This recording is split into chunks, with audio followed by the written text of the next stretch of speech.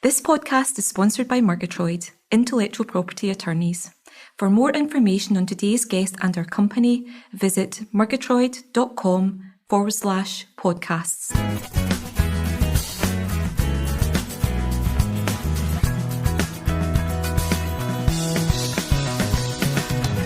Hello and welcome to the 6th season of Murgitroyd's Innovation Talks podcasts. We're delighted you have joined us. If you have any questions, you can email us at innovation.talks@murgitroyd.com or contact us via Twitter @Murgitroyd. And please remember to subscribe so you don't miss any future episodes. So let's go straight into today's podcast.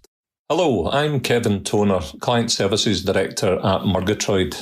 I'm delighted to be joined today by Steve Ewing, Director of Entrepreneurship at the Bayes Centre at the University of Edinburgh. Part of Steve's mission is to connect investors with high-growth tech companies, and one of his key vehicles for this is EIE, a well-established event which allows innovative companies to showcase their new technologies to help them attract investment. Thanks for joining us today, Steve. You're welcome, Kevin. It's good to speak to you. Steve, with a background in immunology, biotech, pharma, equity analysis, banking and investments, and not forgetting your time as an actor, of course. Indeed. I wonder if you could take a moment to take us through that journey up to your current role. Yeah, I've never really had a trajectory. I've never really had a 5-year plan. I've gone where the next sensible step seemed to be right from the very beginning. I grew up in a working class family in a former mining village near Stirling. In 1984, I was the first in my family to go to uni. Sadly, in many ways, still am the only one that has gone to uni in that time. Glasgow for my first degree and then Oxford for my PhD. And it was very much on a trajectory to go into research. But it became clear within months, maybe weeks of being in a lab doing full-time research that that was not the cloth from which I was cut. So I left to join a commercial role with a biotech company, initially in sales and marketing. And it just went from there, stayed within, I suppose, the biotech-related or biotech-based industries for my period of employment after that. And latterly, as you've already alluded to, 6 years as an equity analyst in the City of London, initially with a small German bank and then latterly with Deutsche Bank. Really interesting. I mentioned in my opening there about EIE, which is a hugely successful tech event, obviously. Yeah. I wonder if you can tell us a bit more about EIE and the work you do at the Bayes Centre in Edinburgh University. Yeah, certainly. I joined the University of Edinburgh School of Informatics in 2008 in a BD role. And that was the year when EIE, or Engage, Invest, Exploit, was born thanks to some funding from the European Regional Development Fund. And it was established to educate Scottish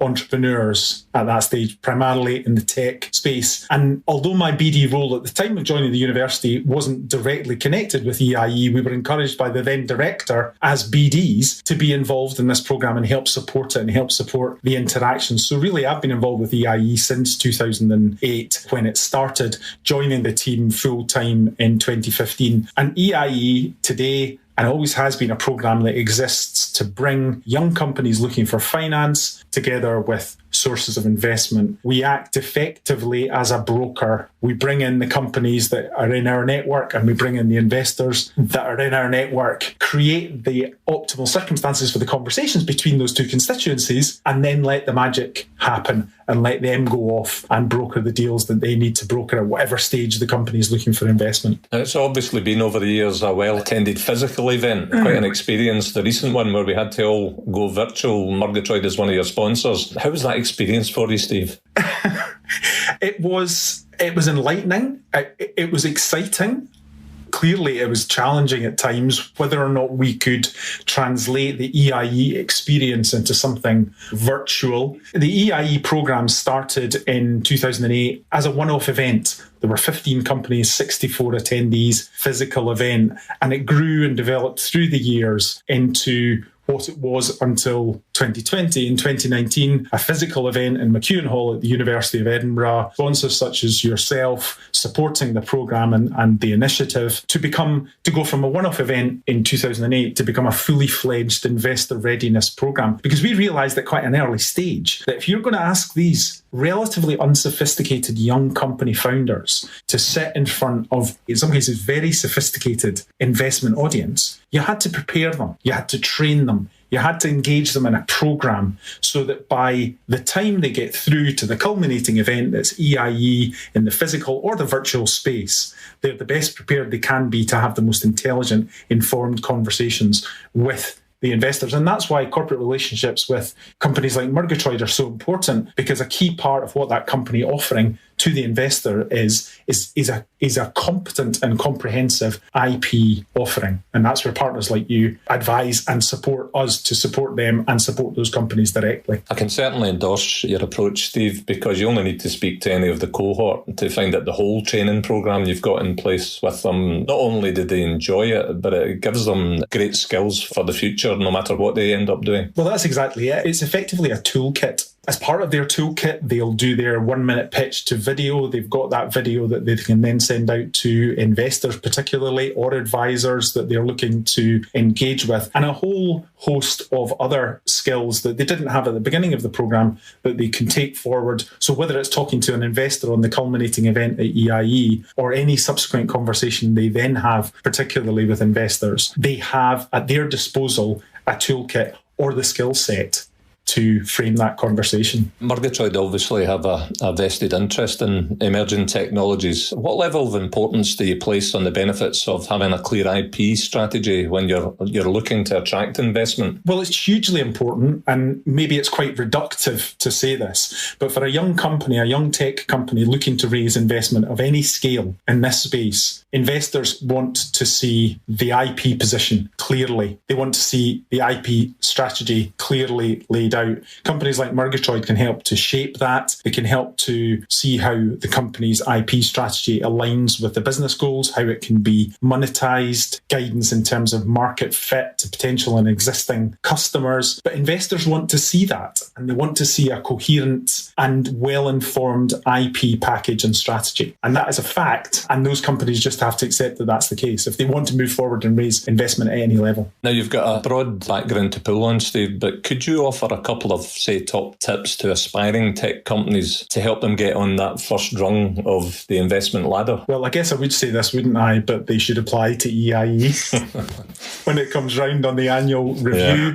It's certainly one of the best programmes that we have out there. It's been referred to recently in the Scottish Tech Ecosystem report by Mark Logan as unique in this space, and they should absolutely engage with that. It's free to apply, it's free to participate, and as I've already referred to, it gives them that toolkit to go forward. In more general terms, be bold, be brave, engage with as many networks as you possibly can. Not only the networks, obviously, that we generate and that we have, but we have a very active and fertile tech ecosystem, particularly, but not exclusively in Edinburgh, and just dive in and have those conversations, and don't be afraid to ask the daft questions when you first set out on the road. Great. Well, you mentioned two words there, bold and brave.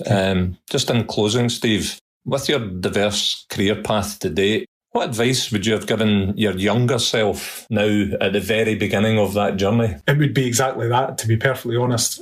Be bold, be brave, and don't doubt yourself as much. Well, Steve, thank you for your time today. You do a wonderful job in helping young businesses see the way ahead, and Murgitroyd are delighted to support you with these initiatives. What I always find very inspiring is the passion of these young businesses and the young entrepreneurs. So thanks again, Steve, and I hope we catch up soon. Great. Look forward to it, Kevin. Thank you. Thanks for your time today. We hope you found today's podcast valuable.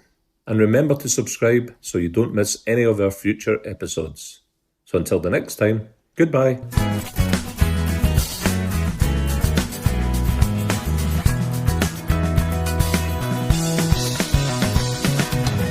Our business is founded on trust and collaboration. The subjects we choose for our podcasts are topical and informative. We are always looking for suggestions for new topics for discussion, so if there's an area of IP that you're keen to understand better, please drop us a line at innovation.talks@murgitroyd.com.